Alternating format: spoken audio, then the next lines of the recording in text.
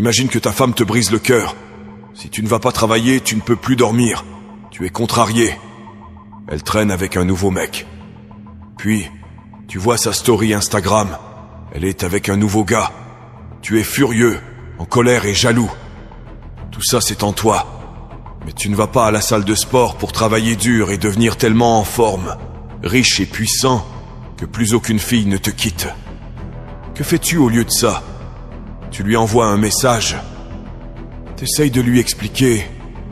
Elle s'en tape, mon frère. Jean, tu peux lui écrire les messages les plus parfaits, les mots les plus beaux jamais dits, mais ça ne compte pas. Elle s'en fiche. Elle est distraite. Elle a oublié. Elle t'a oublié. Alors, que vas-tu faire avec tout ça en toi si c'est pas positif? Eh bien, ça va te consumer. Et tu vas finir par te détruire toi-même ou te ridiculiser. Ou alors, tu peux prendre tout ça et te mettre dans une position où ça ne t'arrivera plus jamais. C'est ton choix. Mais alors, dis-moi, quel est le choix le plus intelligent à faire? Je ne comprends pas comment certaines personnes fonctionnent dans le monde aujourd'hui. Je ne comprends pas les gens qui ne pensent pas comme moi. Je ne le comprends vraiment pas. La vie est dure, la vie est difficile. Peut-être que j'ai juste eu de la malchance, ce que je ne crois pas. Mais j'ai eu tellement de traumatismes, d'événements négatifs et de stress. Toutes ces choses me sont arrivées. J'ai utilisé tout ça pour réussir.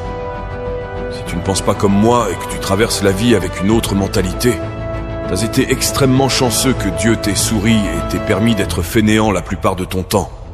Et en réalité, tu n'as juste pas encore été puni pour ça. Je n'aurais jamais pu vivre cette vie si j'avais été un peu paresseux, ou si j'avais menti aux gens. Beaucoup de ces gens sont juste absolument et totalement bénis par Dieu.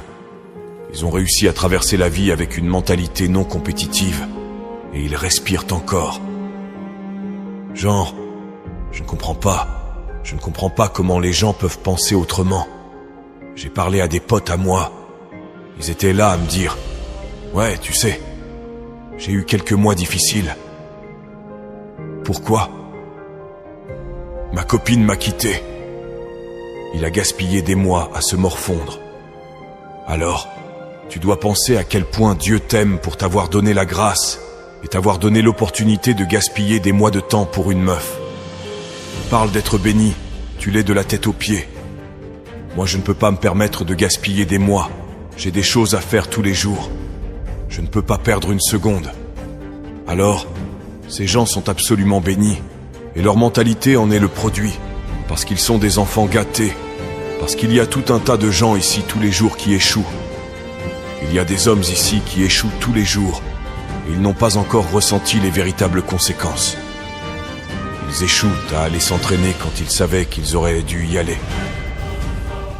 Ils échouent parce qu'ils ont oublié leurs clés. Ça leur a pris 10 minutes pour les trouver. Ils échouent parce qu'ils n'ont pas souri, qu'ils auraient dû.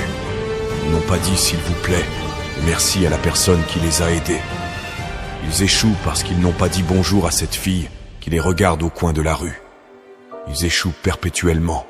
Ils traversent la vie en ratant chaque opportunité et en échouant encore et encore.